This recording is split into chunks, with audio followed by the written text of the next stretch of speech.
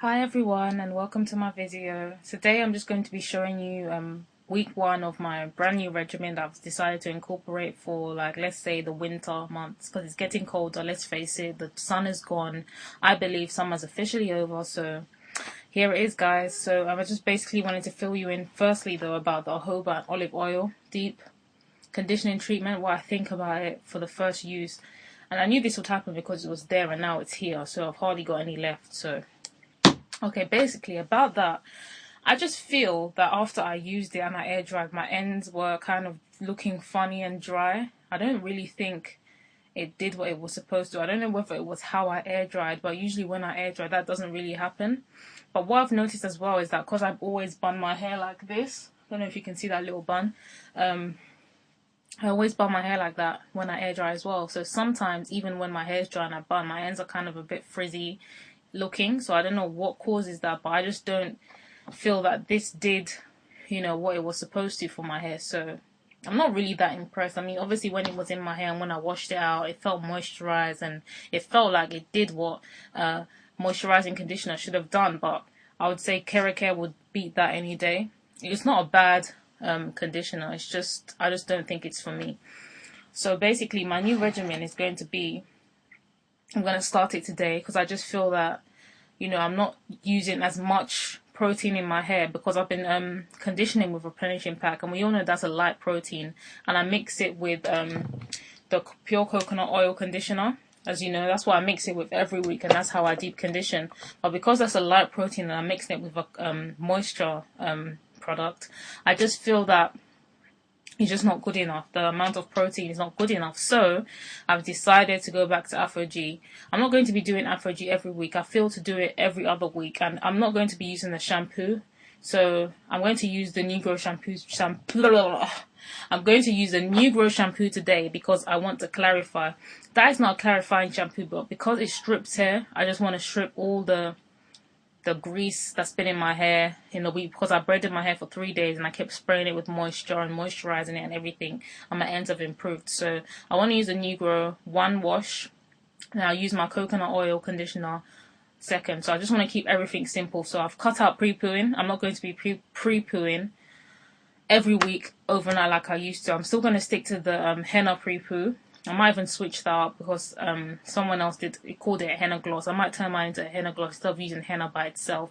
So I am going to do that. So basically what I'm going to do, wash shampoo once with Negro today, co-wash with the coconut oil conditioner once today. Sorry guys, it's a bit complicated.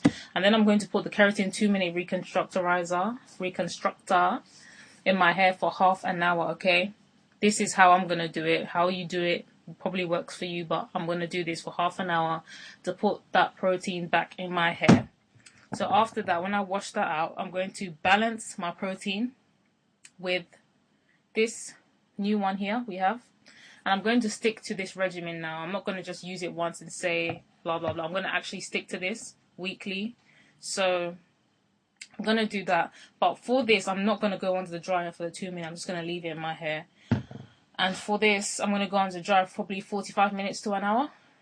And I'm also changing the leave-ins. Now, I know, as you know, I use the Afro G leave-ins, the keratin and green tea, and the other one, which I leave in the other spray bottle. But I'm not going to be using these anymore because there's no point. If I'm not using heat to my hair, there's no point of putting these in my hair. When I'm air drying, it makes it harder to air dry because obviously my hair's already wet. Then I go and spray something on my hair, and it leaves it even dripping more.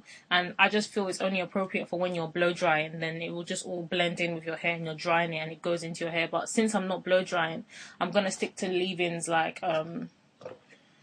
herbal essences, long-term relationship, and moisturizing oils like amla. Coconut oil, obviously. There's also Be Mine moisturizer, stuff like that, stuff that's going to be moisturizing in my hair. And I'm also not going to use a Negro spray as well. It's also the same thing, too watery for my air drying. It makes my process longer. So I've changed it. I've changed the leave-ins, and I've also included something I've always wanted to try, which is At-One. Even though it's got mineral oil in it, I'm still going to give it a try because I've heard good things about it, and I'm not going to let that ingredient actually, put me off anything. I mean, as long as I'm not using too many products with those kind of ingredients in, then I think I'm gonna be okay. So that leave-in I'm going to try. I'm going to continue to use it. And also the almond oil. I'm really loving this almond oil that I bought last week and I showed you. It's really moisturizing. You can definitely use it as on its own. You can use it to seal. It's really, really good and I'm loving it. I even use it on my skin sometimes. And I love oils that I can also use on my hair and my skin. It just shows how versatile they are, and 100% natural oils. You can never go wrong as long as you use it in the correct way. For example, you can't use jojoba oil by itself because it's not a moisturizing oil. It's better to use as a sealant. The same with castor oil. You have to use that as a sealant as well. Also, guys, let me show you something. Sorry. This is the Keracare oil moisturizer with jojoba oil, right? But it contains petroleum and mineral oil. But yeah, basically I was using this last year, yeah, and to be honest, like that's when I was getting the best results, because last year winter I was bunning. That's when I actually started my whole bunning challenge, and I was looking forward to protecting my ends for the winter. So my hair was always in the bun and I had my fringe at the front. And my hair would always come down moisturized. I just feel that I've ruined my ends due to constant blow drying every... Okay. I've ruined my ends due to a constant blow drying every week. I mean, looking back at certain pictures when I was using these kind of products, yeah, fair enough, I was blow drying, but I just feel like my ends look so much better than when I was making progress, even though I was still blow drying. But I just wish that I had done the heat challenge a long time ago. I would have come a long way now, but I've cut off my ends and I have no regrets. I still got a few thin ends to deal with, but I will deal with them. So as far as the heat challenge goes, I haven't necessarily seen any big improvements in my hair health, but I guess time will tell. Obviously these things are not an overnight process. You have to wait till you stretch your relaxer and maybe you relax again and see where it takes you. So I'm trying to stretch 4 months. I have ordered the mane and tail detangler. I don't know if you've heard of it, but apparently it's a really good detangler. I'm only going to use it on my regrowth when the time comes. The time has already come anyway. I'm up to 8 weeks post relax now. My regrowth is starting to get really thick, but only on the middle, you know. Mostly around here it's not as bad as like the middle and the back. It's quite thick. So when I get my mane and tail detangler, which should come next week, I'm going to use that as my leave-in as well, only on my new growth, to help me detangle and see how far it takes me. So if you haven't heard of that, look it up, and I'm going to show you that when that comes, and I'll do a review of it and everything. So today I just wanted to fill you in on my new regimen. I'm trying to thicken my hair, and as for the middle of my hair that I showed you that was thinner, I just feel that because, you know, the very back of my hair, like these parts here, they're not as long as like maybe like, you know, there or something. I hope you get what I'm saying. The very back is not as long as just above it.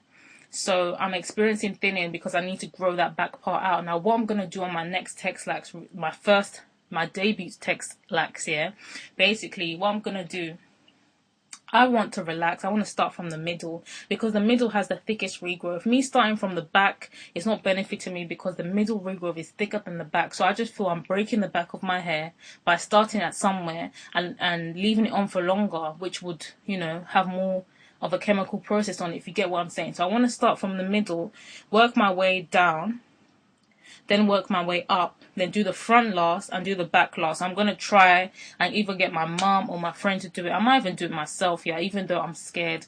But I'm not sure which relaxer to use yet. I might use the olive oil. I'm not sure of any of that yet. So I'm just going to see how far it will take me. So please pray for me on my 4-month stretch.